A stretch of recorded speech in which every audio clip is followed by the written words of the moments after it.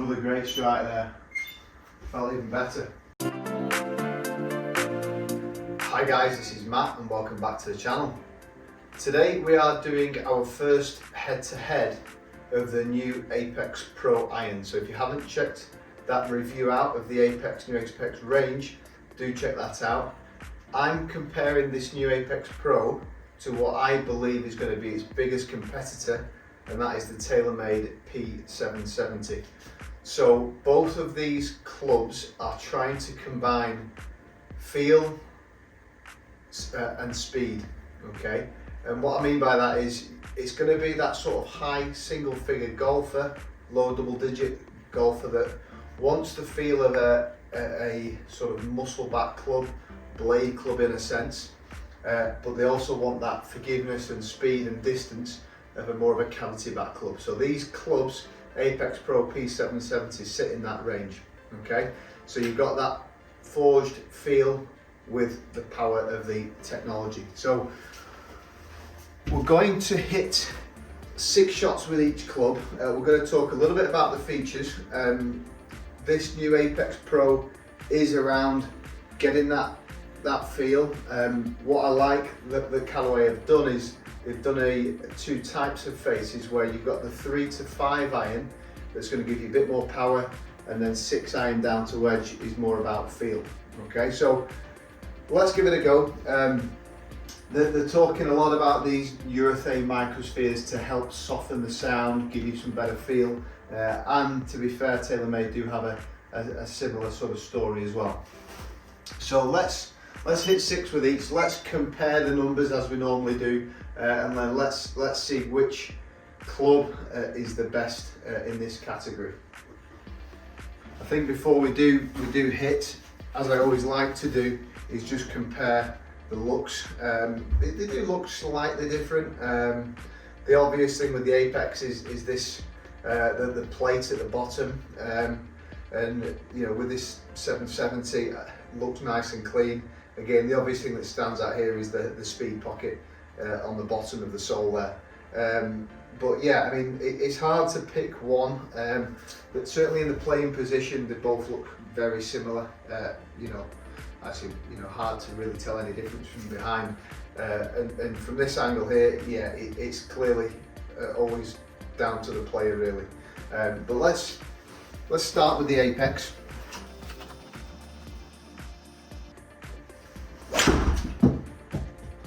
Trying to deliver some good speed. We've got 165 carry there, which felt pretty solid, to be honest.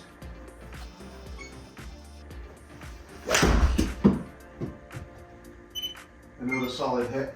What I like about this club is we're getting some good spin numbers.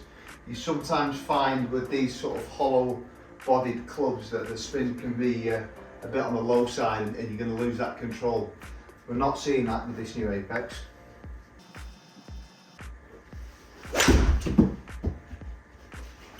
Yeah, good. And I did find that in my recent review with this club that it's super consistent. You know, consistent spin, some consistent carry distances. Feels great. You know, that's probably the best strike there, 170. That felt really good. Again, we will see a lot of guys having a combo set in this Callaway range. Could definitely see that happening. Another great strike there. Felt even better. Okay, so just one more with this club. Feels really good. I did see a difference between the Apex Pro and that Apex CB that felt a bit softer. So you are getting that, you know, almost like a jumpy, fiery sound, if you like, off the club face. That's the distance element.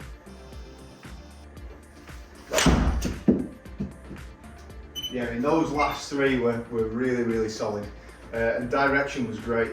You know, what I like on that last one there, I felt like I really struck it well, but the spin is still there at about 6,000, so you're getting that control. Again, I must state that both clubs are 33 degrees, so same loft in both. So now into this P770.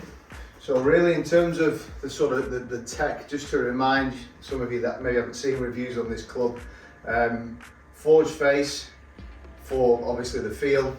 It's got the speed pocket and the speed foam air. So it's the combination of these two things are trying to get the distance, but that speed foam air is trying to sort of dampen the sound a little bit as well. So similar objectives from both of these clubs, but trying to sort of apply it in different ways. Again, you know, I have seen guys doing the sort of the combo sets, you know, with the P770s into that P7MC. So let's hit again 6 again with the 770 here.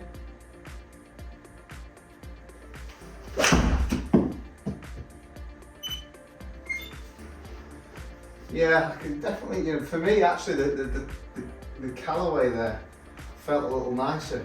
Let's just hit a few more.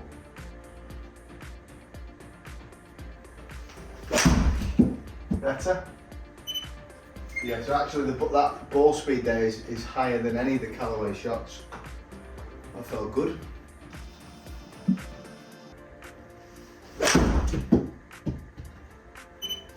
Yeah, another super hit there. That felt good again. Always difficult to compare these because, you know, both, you know, clearly leading the way in the industry, two top brands fighting for similar customers.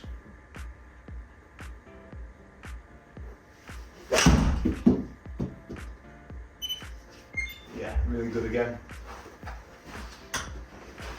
Again, just to remind you out there that this type of club is perfect really for maybe someone that wants that feel, but your striking might not be that consistent. You know, you're getting the forgiveness with these two types of clubs.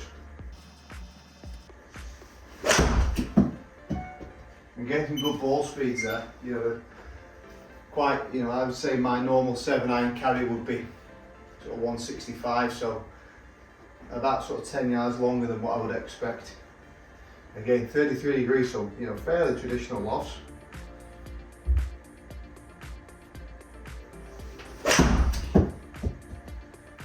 Yeah, really good. So yeah, I mean, in terms of ball striking, I felt like it was quite similar between the two. Looks are very difficult to sort of compare because they both look really nice. It is purely preference. As I said, looking down, you can't really see any sort of obvious difference. Let's first of all look at the dispersion. So this is really obviously a big factor when it comes to that dispersion. So Callaway in the white, TaylorMade in the orange there. TaylorMade probably edges it a touch. You can see the off-center hits with the Callaway have dropped off a little bit more. Again, TaylorMade talk about this inverted cone technology, where the longer irons are a bit more forgiving, shorter irons more around the feel element. So potentially the off-center hits helping a little bit with TaylorMade.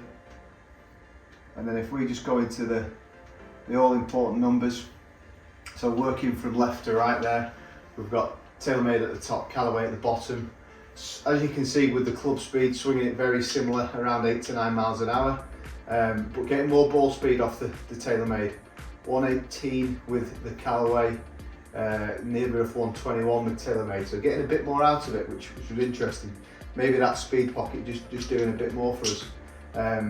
Smash factor, a bit higher with TaylorMade, 135 to 132. Launching similar, 19.2 with the Callaway, 19.8 with the TaylorMade. Spin numbers very similar. Again, that's pleasing really for both clubs really, that you're getting the speed but you're not sacrificing any sort of accuracy there with the good spin numbers. Height, you know, slightly higher with the TaylorMade, 110 feet to 101. And then as you can see, with a bit more ball speed, the TaylorMade's carrying 4 yards further, 169 to 173, nearly 174.